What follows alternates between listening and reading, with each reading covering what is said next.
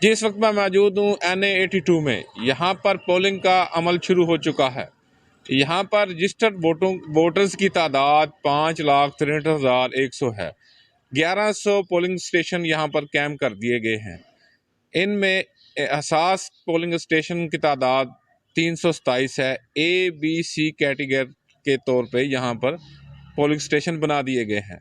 यहाँ पर सबसे बड़ा मुकाबला जो होने जा रहा है हल्का NA82 में, पाकिस्तान मुस्लिम लीग नून के डॉक्टर मुख्तार अहमद भरत और पाकिस्तान पीपल्स पार्टी के चौधरी नदीम अफजल चंद और पाकिस्तान तहरीक इंसाफ के उम्मीदवार हमायत याफ्ता उम्मीदवार शेख हारून एहसान पराचा।